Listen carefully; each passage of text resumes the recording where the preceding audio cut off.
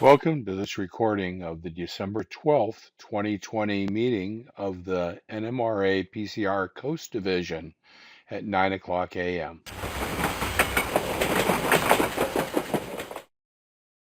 So this is basically our plan for today. We're just a bit of holiday greetings. I realized as I got up this morning, this is our last event before the holidays, so wanted to have a bit of moment for a holiday greeting. Then Mike Laine is going to do a talk, and I've seen his slides, and it's really very cool, about his modeling the Virginia and Truckee, but it's more about kind of discovering a prototype and discovering research and finding the joy of modeling. And then after that, we'll just have a little bit of bring what you're modeling and see what folks are doing. So before we start, happy holidays to everyone. I couldn't think of anything more appropriate for the holidays than all of the holiday trains that run in our area. With the exception of the White Pass. I couldn't resist the White Pass as a holiday train. I'd love to make that trip. So happy holidays to everyone. Hope everyone has a great holiday and has some plans. I haven't checked to see what's still running, but there are some opportunities to get outdoors and do something interesting. So with that, I'm going to go ahead and throw it over to Mike Laine.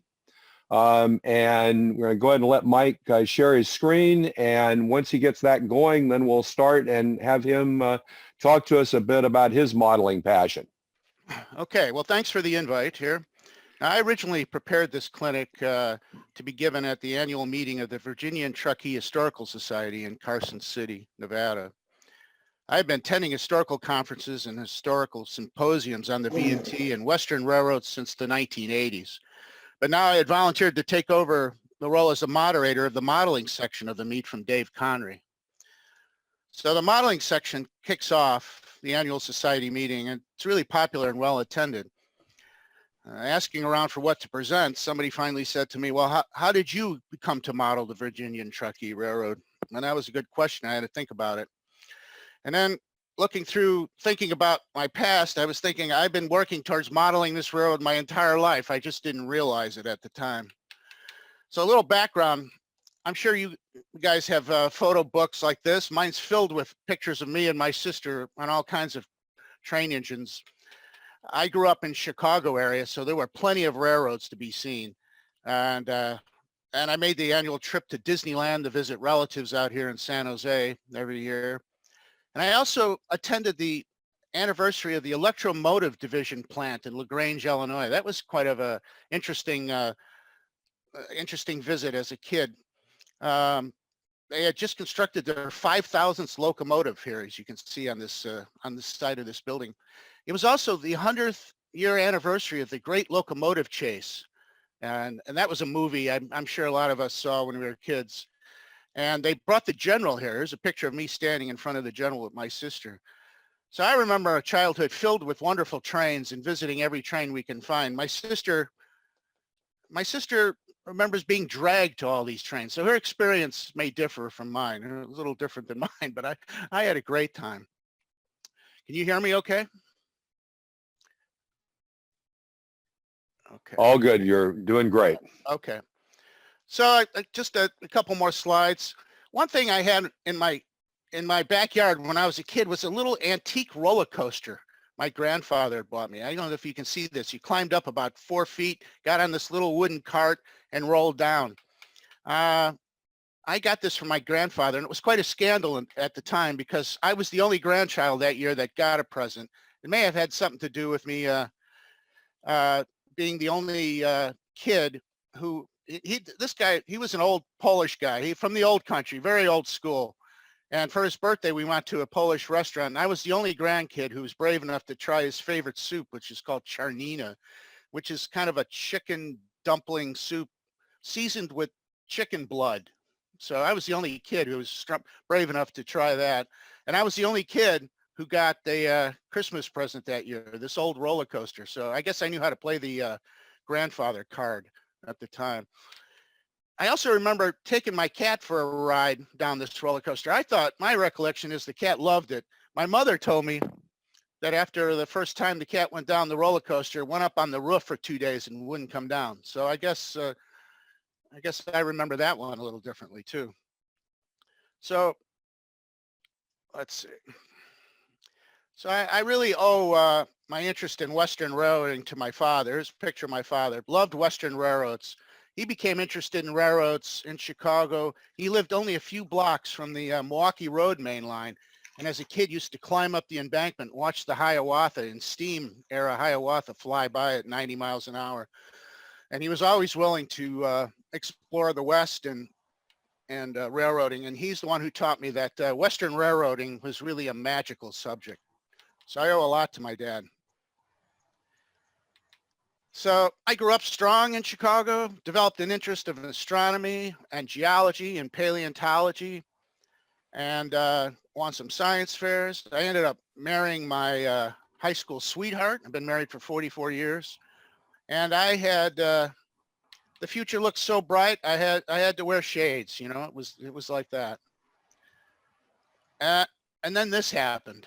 I had become a geology major at Northwestern University, and I signed up to do some field work, to help some graduate students do field work when I was an undergraduate. Now, my parents had always fantasized about the mystery of the West, but then when I volunteered to go camp out in the Nevada desert for an entire summer, all of a sudden, I'm sure this is what they thought. They said, you can't possibly go out there. There's scorpions and snakes and venomous reptiles. You'll never make it, despite the fact that they encouraged me to have an adventurous life. So I found this picture, and I imagine this is just exactly what they thought that would happen to me when I went out there. But in reality, you know, coming from Chicago, the West was great. There was fresh air. There was old mining structures everywhere. You could drink out of the streams, which I did. I'm glad to be alive still from doing that. But anyways, my interest in Nevada geology, I kind of leveraged into an entire career. And I spent years looking for minerals and oil and gas in Nevada, and then ended my career as a state geologist for the Utah Geological Survey. So I really had a really interesting time. So by the time I was a geologist with the Utah Geological Survey, the lizards weren't chasing me, but I was chasing down the lizards. Here I am here in full Indiana Jones mode, and I was able to volunteer to dig up some dinosaurs. And here we are digging up an iguanodon in Mustn't Touch It in the 1950s, central Utah. So I was living the Western dream by this time. But that's not how it started. When I volunteered to go out to Nevada, I entered my period what I call total Nevada railroad immersion. This is where I really started to become interested in Nevada railroads. Now, when I volunteered to go out to Nevada, it turns out that the town that we were living in at the time was Mina, Nevada. They had rented a house in Mina, Nevada for this summer to conduct field work all over this area of Esmeralda County, Candelaria, Mina, Sotaville, out in the Pilot Mountains. And so I spent the entire summer out based in Mina, and then looking at Candelaria, working in the Candelaria area. Now, for those who are familiar with the SP, the Mina was a really historic and interesting spot. At the time I was there, it was the end of a branch line of the SP that ended in Mina here. And every couple days, a train would come down from the main line and spend the night there and load up with all kinds of evaporite minerals, tungsten ore, and some mercury ore, some cinnabar ore from mines in the Pilot Mountains here. So I used to go down and watch the trains. And I could see when working in the Candelaria area that there were train grades all over the place. I was seeing railroads, but I didn't know much about them. I picked up a book in Hawthorne when I went to buy groceries one day, and it was Slim Rails Through the Sand by George Turner. So all of a sudden I knew where I was, and I could follow all these railroad grades. And so I was deep in what I didn't know at the time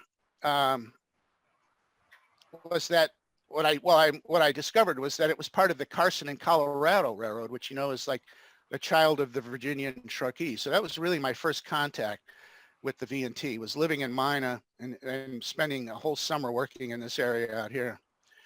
July 4th weekend, the professor who was in charge of us rented us a place. We went in the mountains near June Lake to spend the weekend.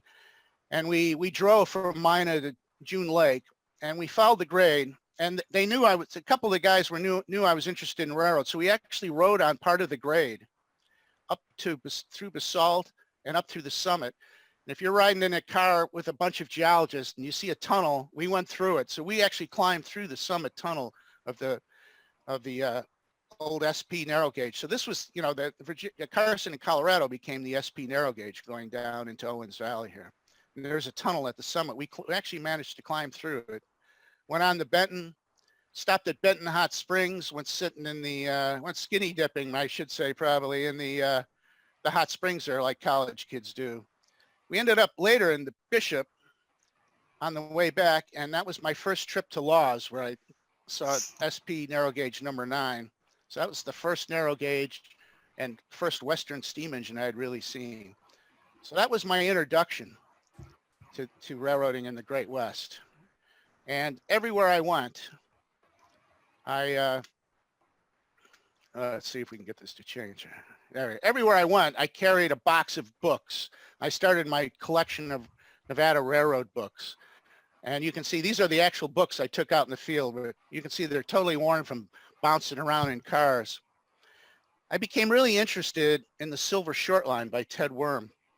And I actually had met Ted and heard him give some talks actually before the book came out. And I actually started corresponding with Ted Worm. I got up at the time, he was kind of my hero. He had actually lived and seen the V&T in action. And he had his uncle, his maternal uncle, was an engineer on the UP. I mean on the V&T, and used to go there every summer. So I got up enough bravery to write him a letter. I asked him just a few hundred questions I had about the V&T. He promptly deflated my balloon by writing me a letter back complaining that I hadn't sent him any money for return postage. So I sent him $10, I think, in a check, and the rest was history. We became great pals. We wrote a number of letters, and I was able to ask him all kinds of questions on the V&T. It was pretty interesting. I even actually had the honor of buying him lunch in Carson City during one of the early symposiums. So that was interesting. He was a cantankerous old guy, but he loved the V&T, that's for sure. So that's where I began to really formulate my ideas on the V&T. When I asked him about the Virginian truckee, let's see, is this good? There we go. I sat down with him. Oh no, that's the wrong one. Hold on, I went twice. Let's see if we can start this over. Sorry, folks. Let's come on. There we go. So I had this map when I was eating lunch with Ted Worm, and I asked him about modeling the V&T. Now, for everybody, I'm sure here is pretty familiar with the V&T, but it was originally built to bring ores down from Virginia City, the Great Comstock Lode, down to the mills down by the Carson River here. And then eventually it was connected to Carson City and then the Southern Pacific Main Line in Reno. And then later in the 19th century, early 19th century, the line was extended down through this farming area and ranching area down to Minden. When I asked Ted what part of the V&T was worth modeling, he said all of it, which was a great answer, but not really helpful if you're trying to model the railroad. But that's the kind of enthusiasm he had. But I needed a sign. And when I moved to San Jose, I had spent several weeks looking for houses. No houses here have basements, of course. And then I wasn't finding a good house until I saw an ad for a house on Comstock Way. And I thought, well, surely that's a sign. That's some kind of divine sign that house is worth looking at. And sure enough, it was a mid-century modern house that had a 2.5-car garage, this little space on the side here. I figured would be just right for a train layout. And it turns out it was. That's where my train layout is. We ended up buying this house and still live here now. So I needed a sign, and I got a sign. But then I needed a miracle, and I got a miracle.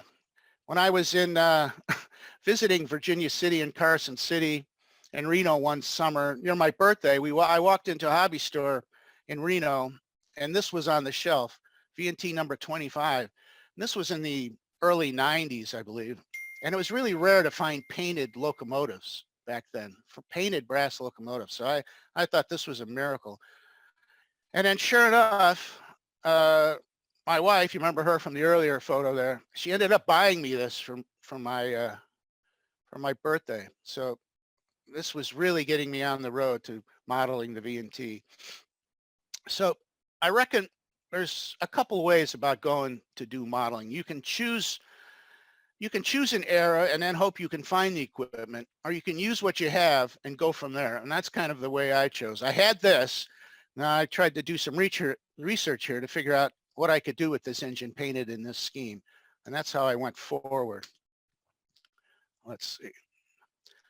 So I did some research on number 25 and found out that every Wednesday and Saturday, it put a train together in Carson City of what was going on, the freight that was available, and headed out on the road up to Virginia City.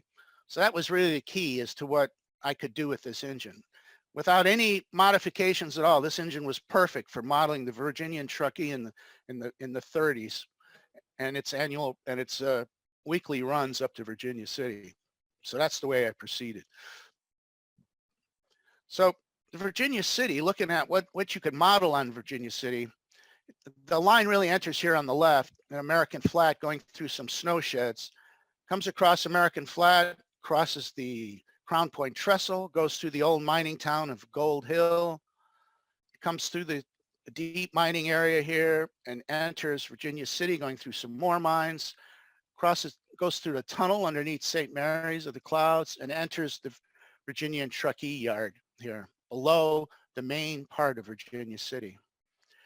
So Virginia City is just a really interesting mining area. I've been slightly underground in a few mines here.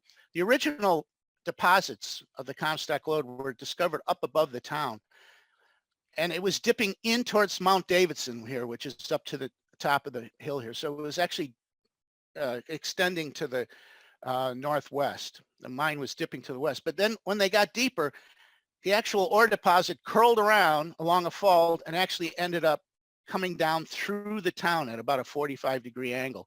From about here down here, it extended actually about 40 degrees at a 40-degree angle going down deep. So the original mines, so it was originally mined here until it started going under the town, and then they built a series of other mines that intersected the lode at a shallower depth. Eventually, they got down to about 1,000 feet, and they drilled a whole series of other speculative mines farther out where the ore body was very deep, and it was not very successful out there. So this is the area I would try to model. Somehow I would try to cram this in to my little space in my garage. So that was going to be a challenge. And I decided that I would, let's see, change here. There, oh, went too far again. Sorry, it's got a slow response. And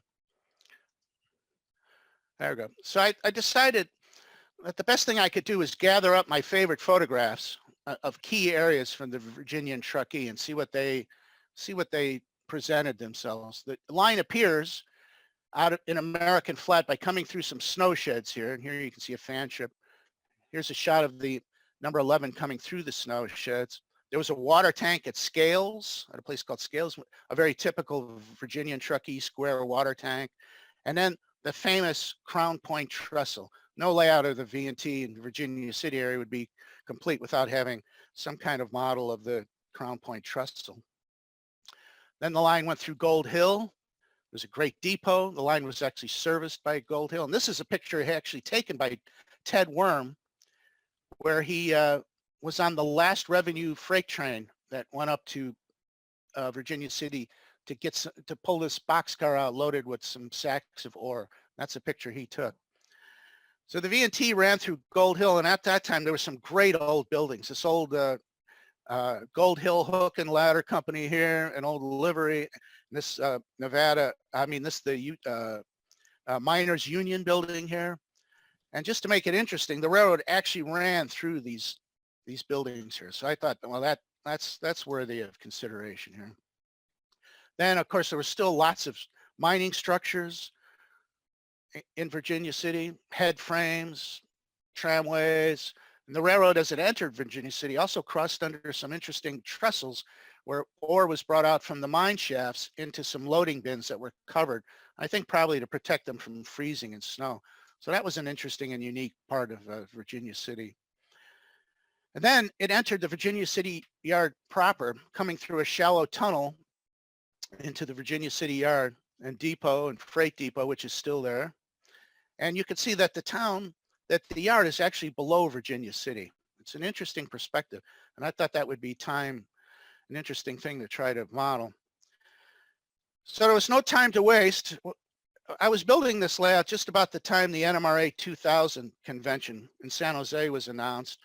And I had started the layout, but I had about 10 months to the convention. And a friend of mine, Mark Cook, and I decided that we were to show him how it's done. We were full of ourselves back then. We decided we're going to put this layout, we're going to finish this layout, and we will display it at the convention, which we did. Thank God to Mark for helping me. So we built this layout, what you're going to see, in about 10 months of work. And we spent a lot of time working on it. And since then, it's been open to a bunch of every tour that's gone by the area, including the National Narrow Gauge Convention, the Extra 2011.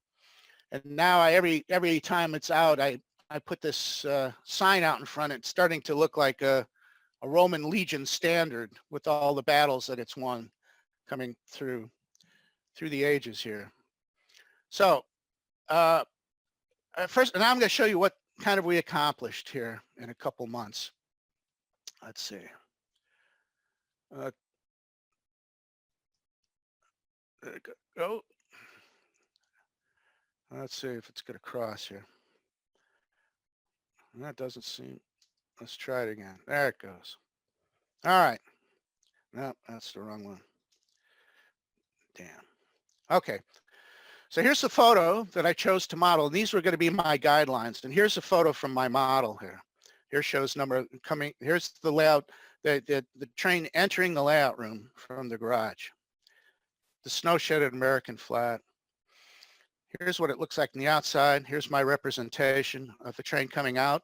Number 25 on its way up to Virginia City, coming out of the American Flat snow sheds. Crosses, and then here's a picture of scales. Here's a typical, very prototypical Virginia and Truckee square water tank. And I was trying to duplicate this photo taken by Ted Worm. That's his maternal uncle, Grover Russell, was an engineer. And here's a representation of that photo on my Virginia and Truckee layout. So I thought that was pretty neat, the way that came out. And of course, no railroad would be complete without the Crown Point trestle. And here's the Crown Point trestle on my layout. I never tire of watching trains run over the trestle here. Here's beautiful number 25 on its weekly trip. Train entering Gold Hill, and it looks. I just love watching trains go over the trestle and enter the town. So I think that came out okay. Then there's the town of Gold Hill itself. There's the depot, and I scratch built these structures through Gold Hill, just like you see in the photograph here. That's what we were able to do there. And remember, it goes through the buildings here, and here's the picture of the engine going between the buildings with the Gold Hill Hook and Ladder Company #1, the old livery, the Nevada Miners Union building, and then the Homestead Mine in the background up in the hills. Trying to capture the feel and experience of being in Gold Hill. Head frames, I had to model the head frames. Here's the train going through the deep mining area. These are some of the deep mines, the Yellow Jacket mine. And there's still some little exploration going on. The guy's trying to get the steam engine working here for the hoist and do some exploratory mining here. tramways. I had to find a reason to use all these little ore cars I collected through the years. So here I managed to get a mine in through the one of the deep mines. The train entering Virginia City, going through one of these little tramways. It goes over the main line to one of the ore bins up here, collect ore, to keep the snow off the ore. And then the train entering Virginia City. I tried to duplicate this photo, try to get the feel of this. It actually goes through this shallow subway here. It's kind of a tunnel, but it's only a few feet under the ground. The street's right above it. But you can see it comes out of the tunnel. There's St. Mary of the Clouds in the back. And here's my picture, big poplars here. I tried to get those poplars here.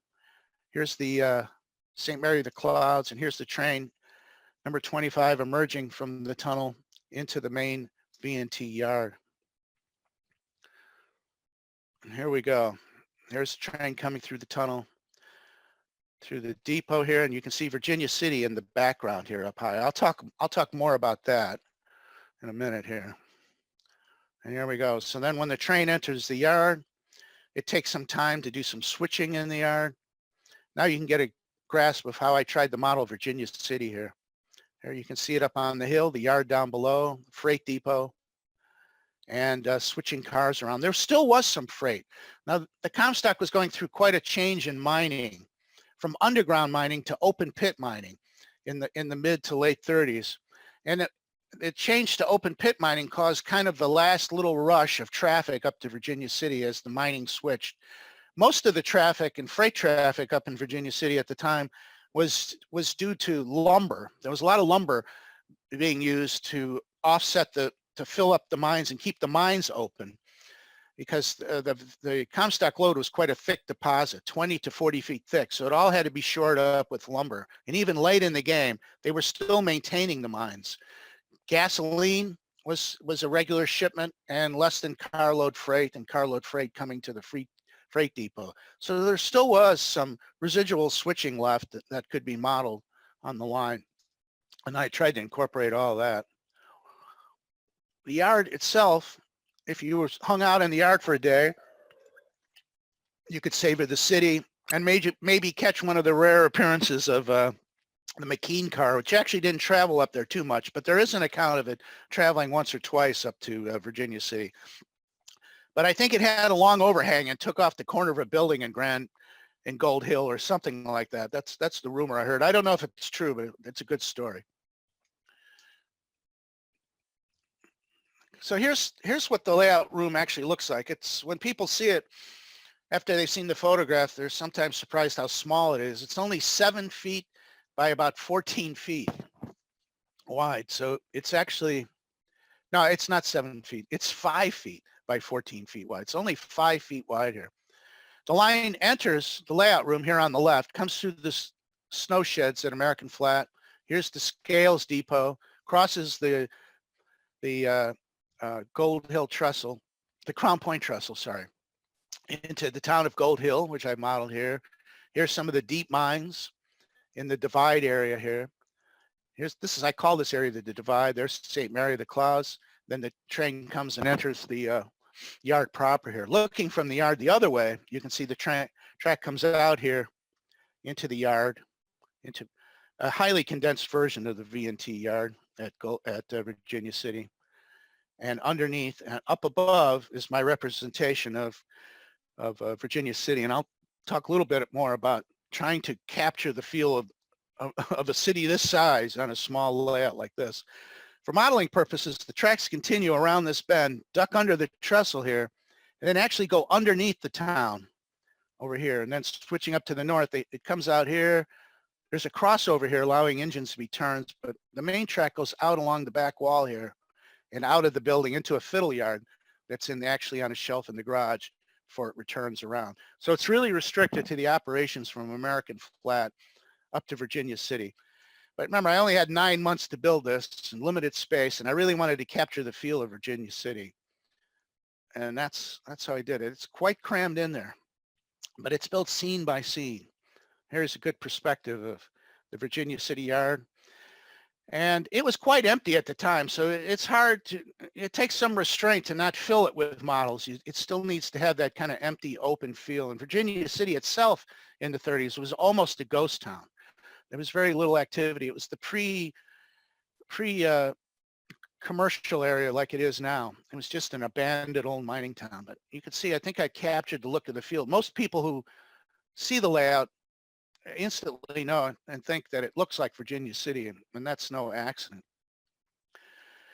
The layout was built with L-girder framework, a big drop here for the crown point trestle here through the ravine.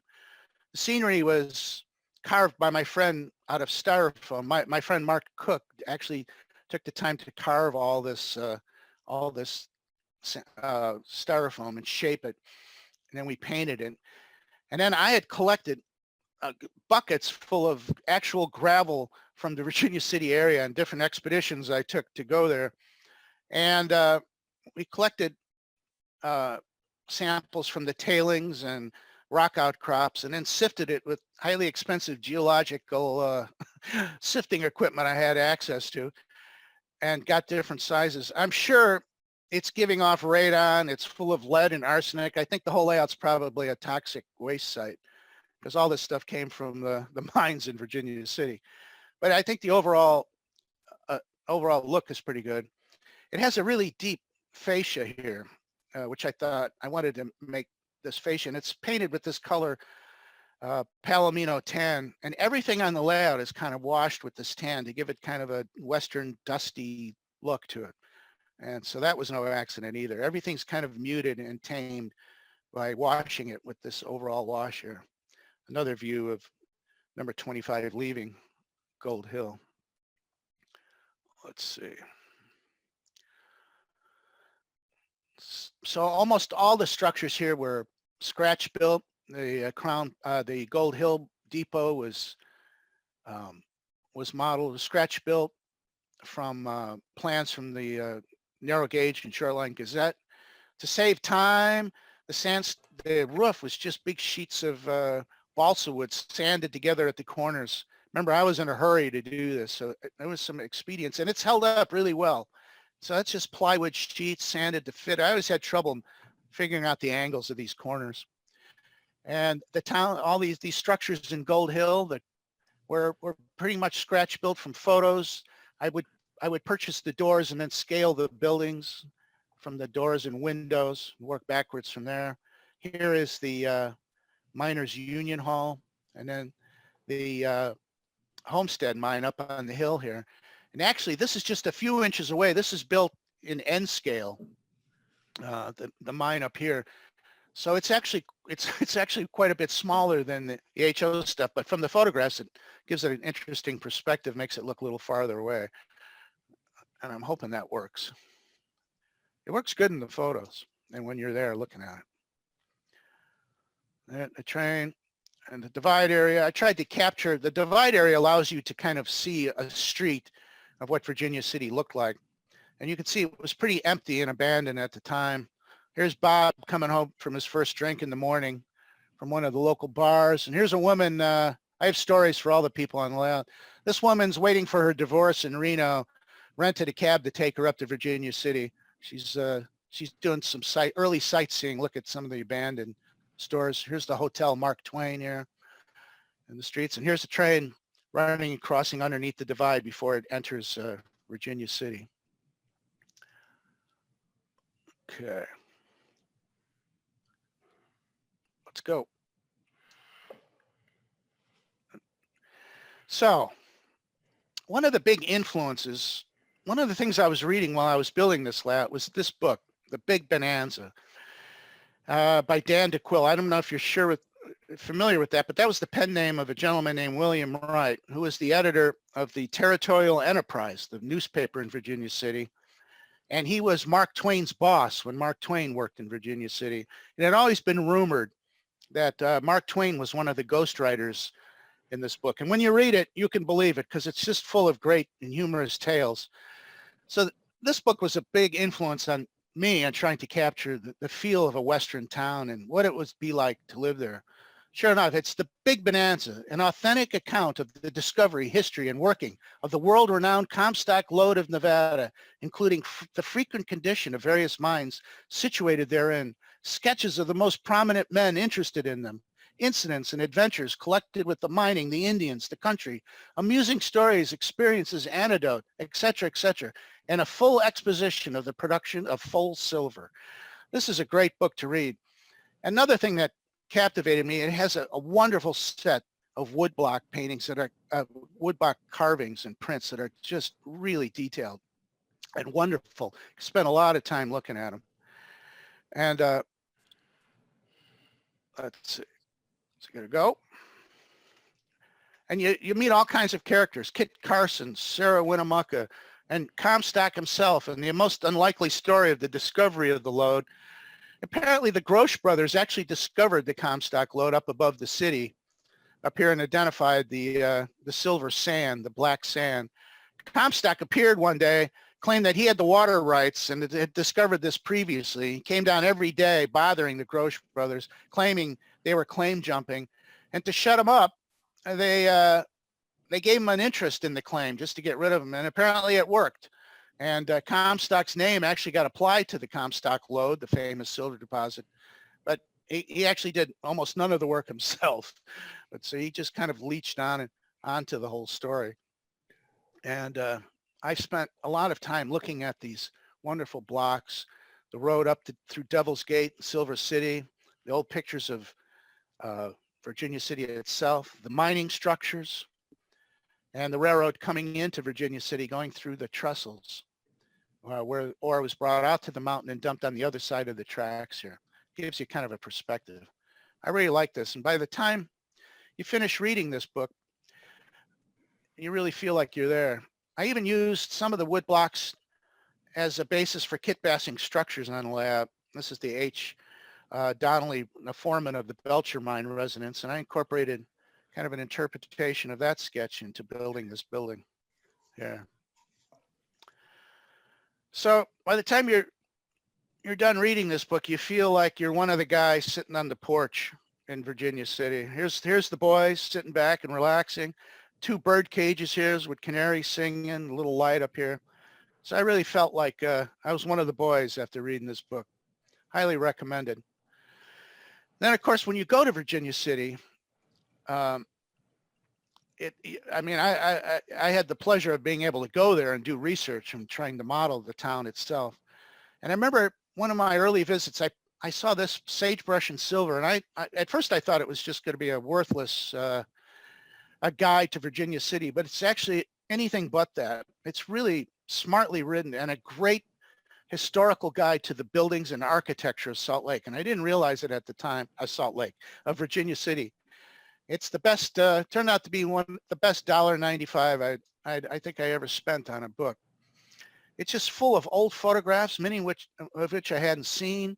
And some of them were actually from the 1930s, the actual period I was modeling. It's really hard to find pictures of Virginia City and what it looked like at the time that I'm modeling it. And also, I didn't appreciate at the time, I see it had a guide of all the buildings on C Street in Virginia City, C Street and B Street. And I didn't realize till later on that if you connected all these drawings together, you had a pretty good idea of what the actual streets in Virginia City looked like. And in fact, I ended up using this to model Virginia City. I tried to get, I either bought kits or kit bashed buildings to look at this sequence of buildings. This sequence here, through here, and through here, I used to model Virginia City. And I may not have got the buildings 100% correct, but I got the style and type of buildings and approximate height, number of windows, and which one had the old wood buildings, which blocks had the brick buildings, and put it together. So the model of Virginia City I strove for actually had some reflection into actual architectural construction of the city. So this turned out to be really a helpful guide for $1.95. And I also had this photograph, which I chose to keep in mind as the perspective that I was trying to choose. The V&T comes out of the tunnel here, goes past the depot, past the car shed, over to the freight depot. You can see loads of wood. Here's number 25 switching here, and lots of fresh wood being unloaded, still trying to prop up the mines, even though the mines were in the process. They would be only a few years before they were totally abandoned, but they're still bringing in wood to shore up the mine so it doesn't collapse. And here's Virginia City overlooking the yard here. And here's some of the original mines here, the earlier mines that I talked about were discovered above the towns. They initially, the ore deposit inclined towards the mountain, then rolled underneath and went down this way. So the entire Virginia City downtown is actually held up by these wood pilings underneath the city, because there's a 20 to 30 foot, sometimes 40-foot rooms of ore that have been deposited under the city and mined out. So the whole city is being supported on these wood tailings. And there's noticeable shrinking and collapse of several areas. It's quite a problem. Also, to model the Virginia City, I collected old postcards and photographed postcards. Got a lot of data from these. You can see in this picture, probably taken in late 30s, early 40s, Virginia City still has a dirt street. You can see all the original buildings are still there. The street's lined with telephone and power lines on both sides. Most of the structures still have their old original wood porches. Just a few signs still left here. And they have these interesting rain gutters. This area is, as all of the basin and range, is subjected to flash floods and torrential downpours. And apparently this took the water out from the top of the buildings, and instead of going behind them and then moving downhill through them, it dumps the water onto the street. So this was something that would have to be captured if you're trying to capture the mood of Virginia City. Here's the other side. Here's the south side of west side rather of C Street. Still has the gutters. Some of the early tourist bars being developed here. So that was, postcards were a great source of the architectural details. And then also color postcards. Well, these are a slightly later area, probably the 40s, early 50s. It does show the colors that were of the buildings. Some of the old signs are still there.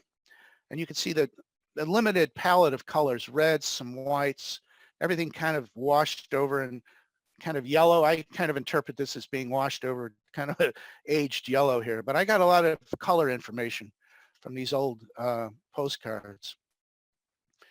Here's a look at C Street that I model.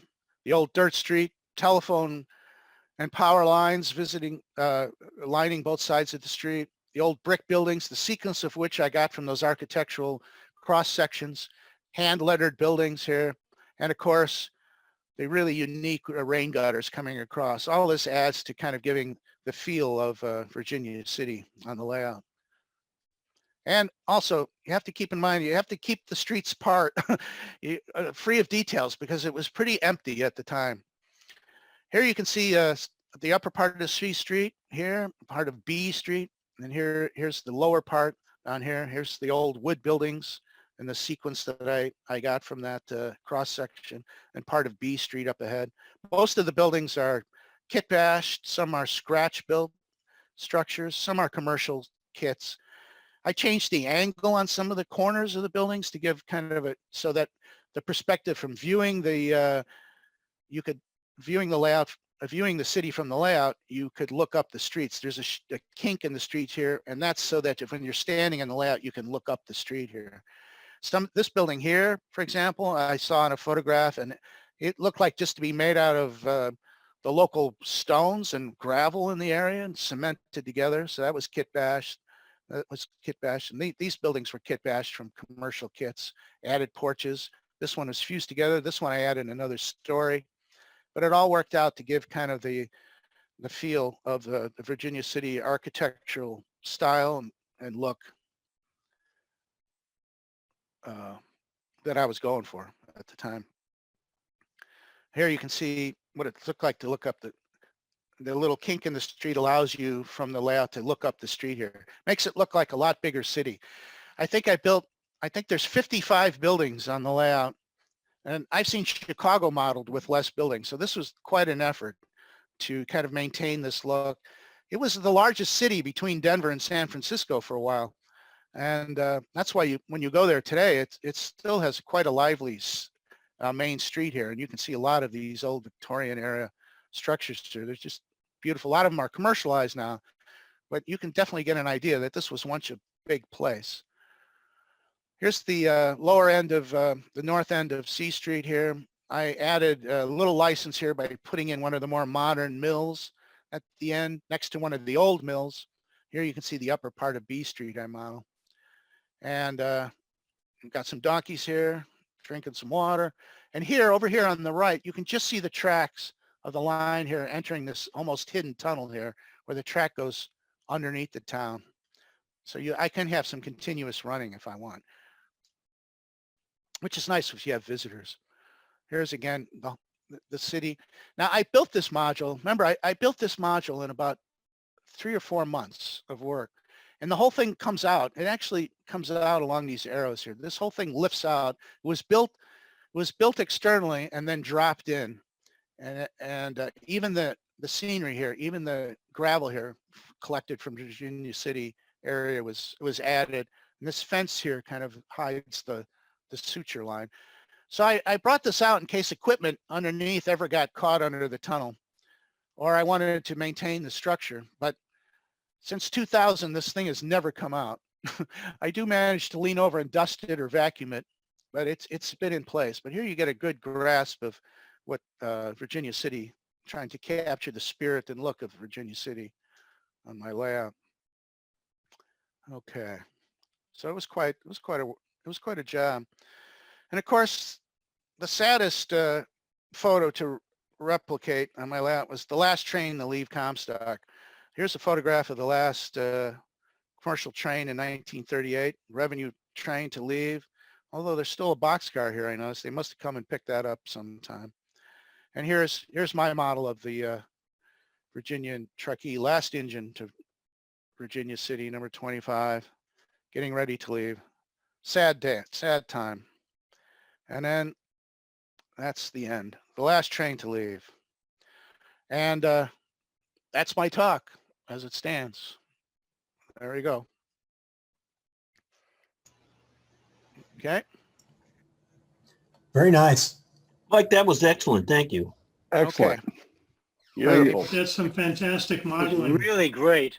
Well, thanks. Any questions? Yeah, I'm pretty happy the way it came out. It's been a lot of fun having that layout and building it in a separate room. I didn't really concentrate on that too much, but it's built in a separate room from the garage that I had started before, early on. Before the 9 months, I had that already done, and that's really kept it. It's kept it in great shape since 2000.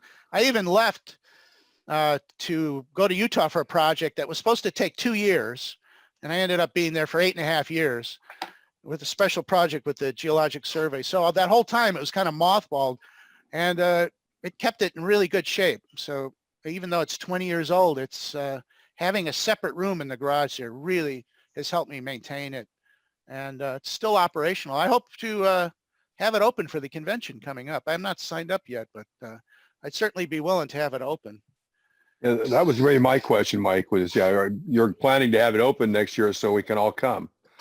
Because I think having seen it with you describing it that way, the thing that's really cool about this is when you go see a layout, you're there, but there are 7 or 8 other people there. People are looking around, you mill around. You just don't get, again, because you don't have those pictures up when you open your layout saying, well, look at this and look at how this replicated. You don't put them on the fascia because you don't do that.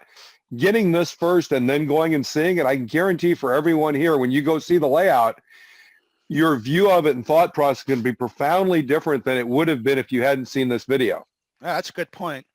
I really tried to apply the photos as guidance. As you can see, I tried to duplicate, it's an interpretation. All model railroads, of course, are interpretation, highly condensed. I mean, there's no way you could actually model Virginia City or virtually any yard that's real size. So it's highly condensed, but it kind of scene by scene tries to capture photos that I have. So, it has, I think it has the right look. It's not just random structures put together, but it's structures put together from photographs to make individual scenes. So every time you look or turn on the layout, it's a scene that's based on something real, a real photo. So overall, I think it has a great style.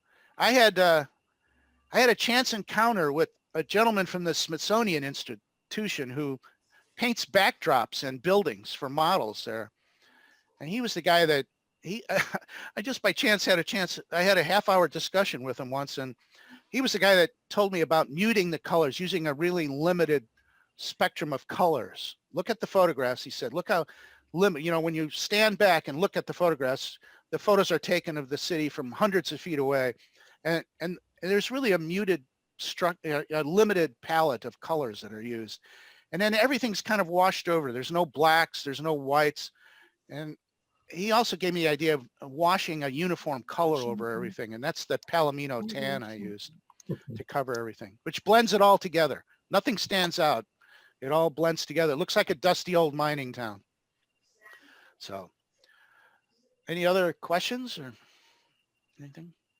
No, I have to agree with Phil that when I'm able to see your layout in person, it's going to mean a whole lot more. And the way you presented it, I thought was great because I can picture what you're trying to do. These limiting it to a few scenes based on photographs. It's remarkable you got that done in under a year, believe me. Right. Yeah. I really, we really crammed. Mark Cook, this friend who helped me, this is around 2000. He was a high-tech headhunter. He came and set up a computer in my garage. So he worked out of my garage, and then I was between jobs at the time. So we spent about 9 months working that like day and night to get that together and to finish it. Because I said at the time we were just full of ourselves, and we were gonna show them how it's done. We're the pros from Dover, We were gonna show them how it's done, and we were just having a great time modeling, and it was quite an interesting experience to get it ready for the convention. Well, I don't. It's like even with the amount of time you spent on it, you really focused on the details, especially that trestle. I mean, you said 10 months. It looks like you could have taken 10 months to build the trestle alone. Well, I took shortcuts wherever I could. So I was actually able to find some commercial trestle bents that approximated I got commercial products where they would fit. Everything is not exactly prototypical. It's not built to exact prototypical. I found the closest buildings I can and used those. I didn't have the luxury of really, I still had to scratch build a lot of structures, but everywhere I could, because of the time limitations, I took shortcuts. It's not an exact model. It's not as exact as perhaps Dave Conry's Virginia and Truckee layout was. I mean, I know he was quite an actual his layout was really prototypically accurate, where mine is kind of an impressionist view of Virginia City. It captured the view of the photographs. I wouldn't get the ruler out and measure it too closely. That's what I'll say. But the overall effect, I think, is what I was after. So lots of stuff were just scaled up from photographs. I didn't have plans for a lot of the structures. I had that architectural cross section of the town, which I used for the sequence of buildings, their approximate size. Some of the structures on C Street that you only see the back of, well, the front isn't modeled too detailed. I mean, it's like a Hollywood set. You know what I mean? You everything you can see is done, but the parts you can't see, well, detail fades rapidly on that part. But the overall effect, I think, is pretty good. So I think you got a good effect. I like the perspective forcing that you did with the mine up on the hill, a little smaller scale. Oh, yeah. I'm going to ask the B and C Street things. They look like they might be sort of low relief and just a little bit compressed so that you don't have to take the whole space for a full building. And then you mentioned that some of them are only one-sided. Yeah. Yeah. Did you also? I'm sorry. Go ahead. Perspective there too. So are the ones on the back street a little smaller, or are they all still full HO scale? Yeah, I modeled C Street and then the upper street, part of upper street, B Street. Those are all HO scale. I did change the angles on some of them, and you're right. Some of the buildings have been reduced in length, you know, their front to back length to fit. I think, and then it's also built on an angle which intersects the back wall. So some of them kind of get narrower and narrower as they get closer to the wall. And one building, the tallest building, the Washoe Club, is basically just a front on the building, you know. And when I originally, it appears in the V&T, I mean, it appears in the Shortline Gazette before the layout was done, just before the convention. And it has no trees on it. We didn't, at first we thought there weren't any trees in Virginia City until we started looking at the photographs. And then we discovered there were tons of trees. There were tons of trees all over the place, but the scene is so desert-like, you don't notice it at first. You think it's a desert, but when you start looking at the photograph, we had to go back and do a whole tree thing. We constructed a whole bunch of trees and put them on there. We noticed the poplars in front of the station for the first time. We hadn't noticed. So, you know, having photographs, everything I do, and I continue to do, I build a lot of structures for the South Bay Railroad Historical Society at their layout there. I'm kind of the structure guru there, and scratch build a bunch of structures there. And I forgot where I was going with this, but the experience I got from this layout has continued on, and I've come pretty good at quickly modeling buildings. I forgot my point, but anyways. Well, just, it looks like, well, partly because it's such a small space, you have a limited number of viewing perspectives too, so you can get away with a lot of stuff you couldn't if you walked all the way around the layout. You can, you know, I built it for me. You know, I thought I would be the only one. You know, I was a lone wolf modeler for years. You know, you know, I'm the only one who's going to see this layout pretty much. It only fits 4 or 5 people at a time. So even when I'm open for convention, I usually have some of my other little layouts open. I have a couple other small layouts. I do a lot of really small micro layouts. So I usually have some other entertainment for people coming to visit the layout while they're waiting. So try to make it a multi-event. I'm also a live steamer, and I have an extensive elevated live steam layout in my backyard. So I usually invite friends to come and run some live steam engines during open convention. So it's a train fest at my house during open, you know, when I'm open. So trains of all sizes and shapes. Behold. Yeah. So Excellent. We'll all look forward to it. Yes, you're all welcome. And I'm in San Jose on Comstock. How can you forget that? I live on Comstock Way. It's certainly a divine intervention there. I knew that house was going to be great before I even saw it, just by the address. And yeah, I was a member on the NMRA. I think my membership has lapsed here. Since I was in Utah from 2004 to 2012, and I haven't fully gotten back to all the societies I belonged to before I was doing this trip in Utah, this project in Utah. We'll get you to come back. It's the. Yeah, I'm back now. We're getting there. Yeah. And by the way, for anyone who's planning to have their layout open for next year, you know, we're going to probably be doing this for another 5 months based on what I hear. I think it's going to be the best shot. The convention in Fresno will be the first open event, and that's in, I think, late March, early April. Wow. And so, you know, we have 4 more months, which means we're probably going to do, I think we had 8 or 9 more of these events on Saturdays. If you're going to have your layout open, you know, contact me. I can help you put a slide presentation together with your pictures, just like Mike did. And we'll position these, because I think this is a great pre-watch. I think anybody who reserves a layout tour to go see Mike's layout next year, this should be put in to say, hey, watch this video beforehand. It'll make it a lot more interesting to look at the layout. So same thing for anyone else who's thinking about having their layout open next year. Yeah, I don't know if everyone wants to see my childhood pictures or not, but I was just trying to get some perspective of my personal journey. We've all have our personal journeys, you know, and that's when I realized I've been working towards this layout my whole life. I just didn't realize it at the time, you know, so I don't know if that was interesting or not. My wife didn't think that was appropriate for this, but I don't know. You guys will have to judge whether showing those pictures was a good idea or not. I don't know. It's why you do what you do. That's the Yeah. explanation. If you just start with it, there's no reason for the passion. I mean, Right. you know, if you're passionate about a general subject as part of what you do and you invest so much time in it, it's great knowing the passion. I'm very cool with it. Yeah, I thought it was fantastic. Coming from Chicago, I love the, you know, Oh. your roots are same as mine. Yeah. I'm from Chicago. You know, when I got my first car in Chicago when I was in high school, we looked in the phone book. There were 27 different railroads in Chicago, 27 different railroads to go look at. We tried to go find them all, but we never did. It was really difficult. There was no internet. I mean, we're literally using phone books to find the addresses of the yard offices and things to find them.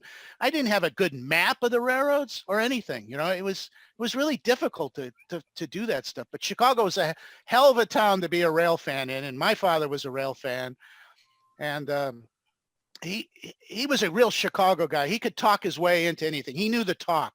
He knew how to talk the talk. I remember going out with him as a kid, and we would go to a roundhouse, and he'd start talking to him, and then 5 minutes later we're in the roundhouse, and then we're walking in the diesels. I have a great experience. I have a great memory of being in the Milwaukee Road Roundhouse where all the commuter engines were being served, which are all F units and E units.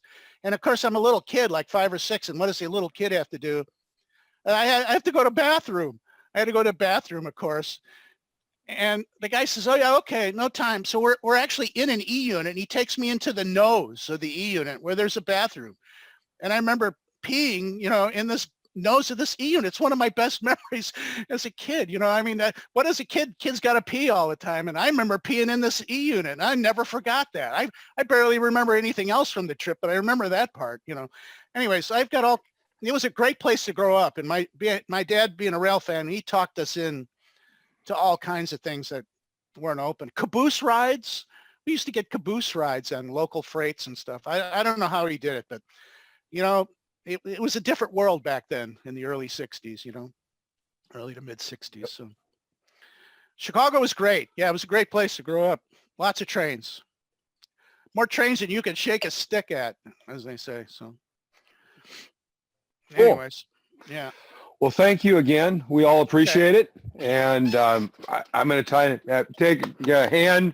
If you hit the reaction button, by the way, you can do a clapped hand. I think that's a great response. I just hope you found it interesting. So, Oh, absolutely. It's hard. Hope it wasn't too boring. Nobody came in and said that we're bored anyways, like the other guy there. So, so with that, we'll go ahead and switch lanes. And kind of have a model what bring what you're modeling as we kind of move into the holidays. If anybody's got anything interesting to show, great time to show it. If you got a picture or anything exciting. Or has everybody just been watching the news? let's see.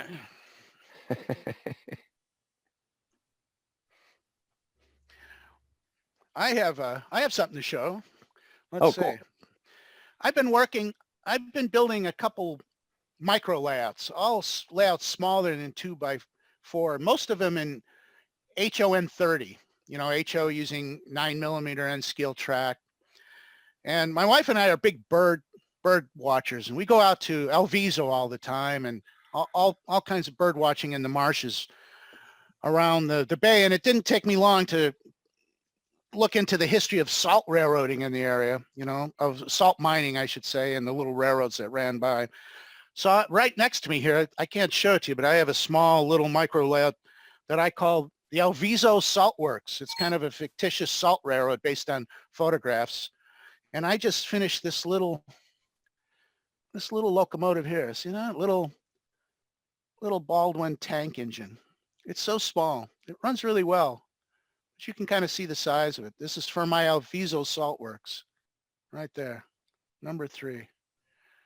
It's based on an old AHM model from the 60s. There was a new version done by a guy in New York. And yeah, and this one runs a lot better than it does. I kind of remodeled the front, painted it, lowered the smokestack, added running boards, new whistle and bells, kind of changed the look of it, changed the headlight. anyways, I'm kind of having fun with that. I like these little layouts. I mean, my attention span isn't what it used to be. So I now have 3 small layouts. I can explore a subject like the salt railroads. I have another layout I'm working on now based on the Toll Brothers Lumber Company up in the Sierra. That's used to be right along 80. They had a small little lumber railroad. I have another small micro layout based on that.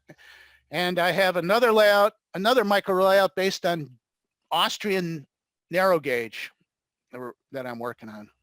So I like those.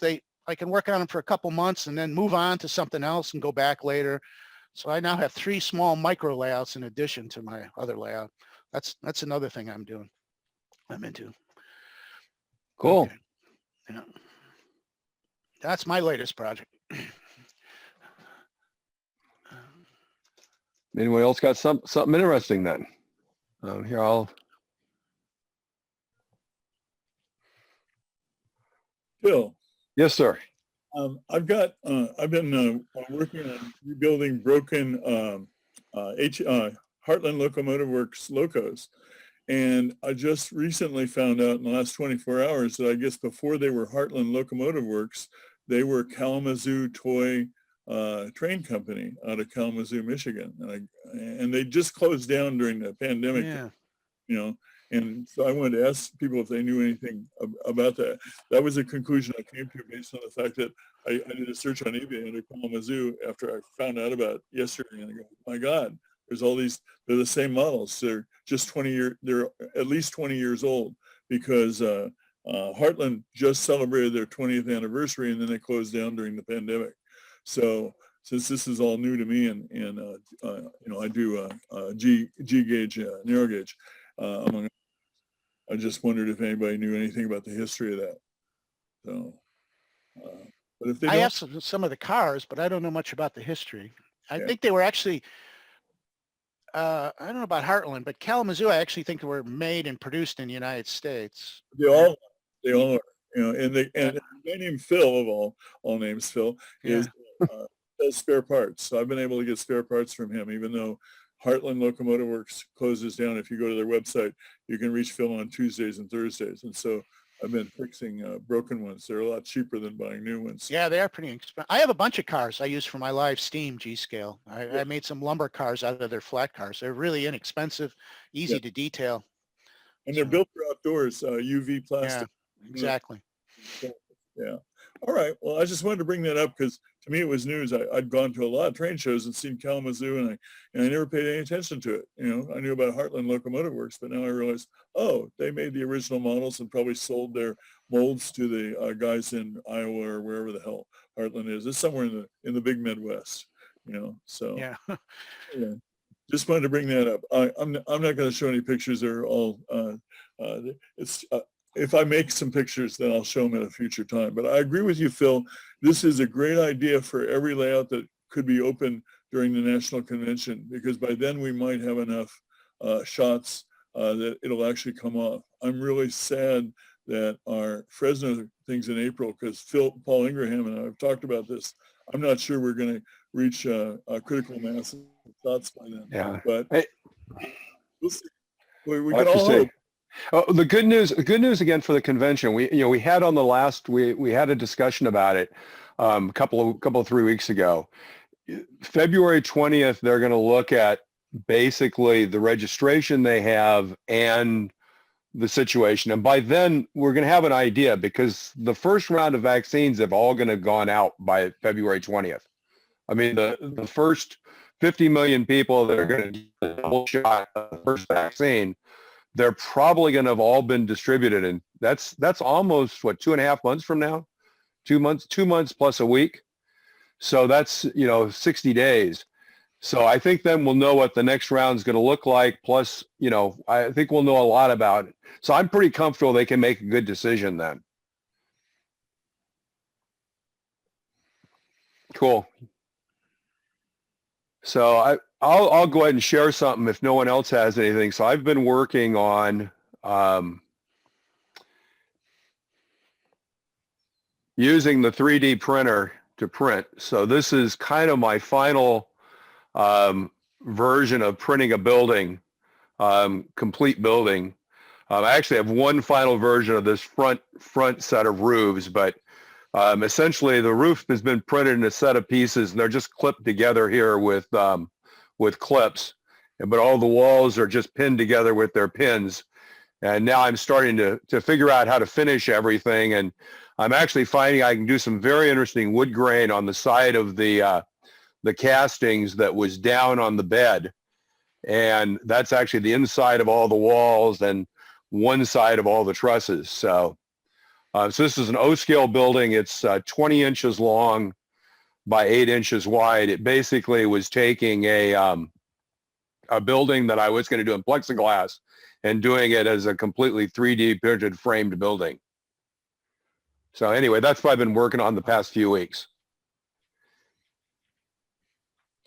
Is that That stuff? looks great, Phil. Oh, sorry. Question ahead, on Phil. that last picture. Where did you get those clamps? Those come in a round tube about this long with yellow things on either end at Harbor Freight. And you can use your 20% off coupon. I think they're like $7, $8. They weren't that expensive. And there's like 20 or 30 of the little ones, and there's like 4 bigger ones. And it's the best buy. They sell them at the dollar store too. You get 4 of them for $1 at the dollar store.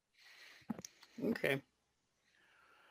So is that plastic that you use thermally stable, do you think? I mean, how's it gonna? I'm still new to the whole 3D printing thing and evaluating it. So thermally stable is an interesting. It's thermally stable at normal temperatures. Yeah. I actually tried to straighten a piece, and I wasn't really thinking, and I somehow left the oven on, I think, at about 200 degrees. Yikes. And it kind of went, whoop, it did some interesting shape changes at 200, 250 degrees. So It should be okay, like if the sun hits it, through a window. so I don't think it's probably really good if it gets really hot. Yeah. So I've printed, not train related, but I built myself a little weather station, and I used my 3D printer to print a housing. And then I UV sealed it with, UV sealer paint, and it's been outside for a couple of years now in the sun, and it's fine. Cool. I know the UV is a deal. Depending on which plastic you use, the PLA is not good for UV. Yeah, I use PLA because I hate printing in any of the other stuff, and that's why I use the UV sealer paint, and it's so thermally it's fine, and then the paint protected it from the UV. And actually, I actually went out. One of the things I've done is I've tried to take everything that up to the point of producing this point in the model, and written an article for the NMRA magazine on that. I'm now at the point of how do you finish it? And what I'm trying now is that someone mentioned on one of our calls using filler primer, and I'm actually trying that and then looking at some different ways to create wood grain so you actually get something that looks more reasonable when you finish it on the plastic. So it'd be interesting. There's also a specific product, at least when I did my talk, the Xtc Epoxy. It's a little expensive, but it is a really good sealer for the 3D printed objects. That's what it's made for. Yep. But it's expensive. Yeah, I thought that the sealer primer was $4.39 at Home Depot. So that was my first shot to see how it works. I've read in a number of the 3D printing groups, a lot of people use the auto primers, spray paints. Mm-hmm. And that's kind of what this is. It's the filler auto primer, yeah. Okay, yeah. So. I don't have a model to show, but I just completed the bench work for a module for the scene that you're seeing there, which is on Canadian Pacific. Town called Innisfail. It's on the line between Calgary and Edmonton. And I have all the models of the elevators to make. There was a guy in Canada, James Pearson, who had Vanishing Sentinels, and he did paper models of various types of elevators. So I had written to him and told him I was going to do Innisfail, and he made me a whole set of all of those elevators, which I just have to put together. And so I have the bench work done for that, and I'm going to start on it. It'll be about a 5-foot long module, approximately 14 inches wide. Cool.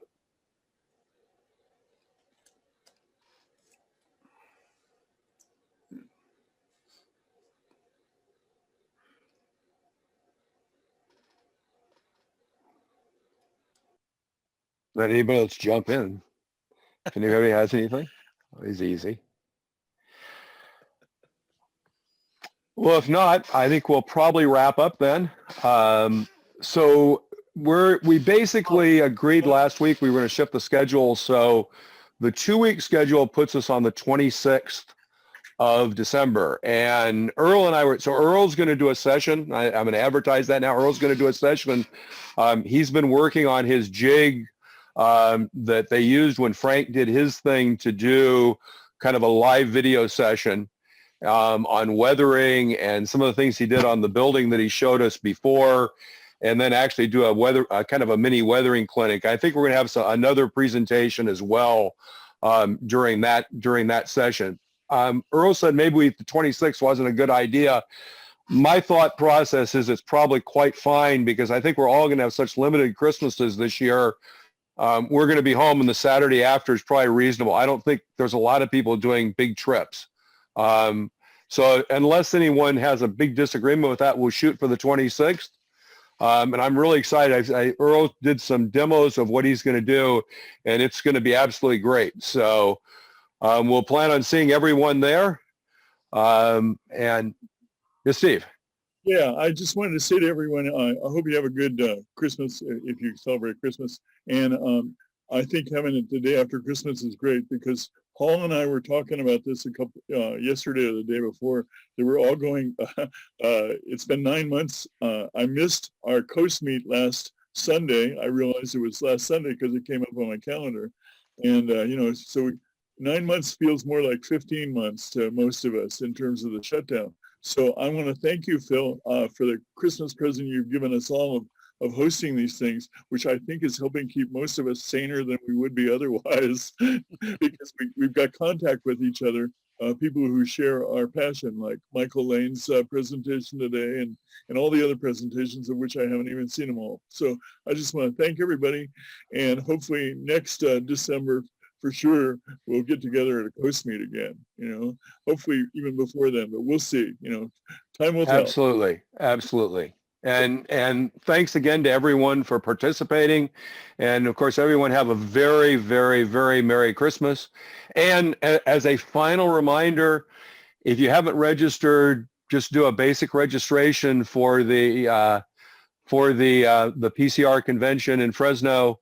And that'll put you in the drawing, and you could be in the cab with Frank or maybe separately. So actually, I got to ride in the cab with Ed Lease the last time we were there. And you're right. It's a fantastic experience. I hope somebody else wins besides me because that's fair. And I'm glad Frank, because he wasn't in the cab last time. Absolutely. So with that, everyone have a very happy holidays. Stay safe, and we will see everyone in 2 weeks. Bill, thank you very much. You have a safe and great holiday yourself. Well, thanks all. Thank you, Phil. Holidays. You too, Thanks. Phil. Thanks, have Mike. a great holiday. Okay, you're welcome.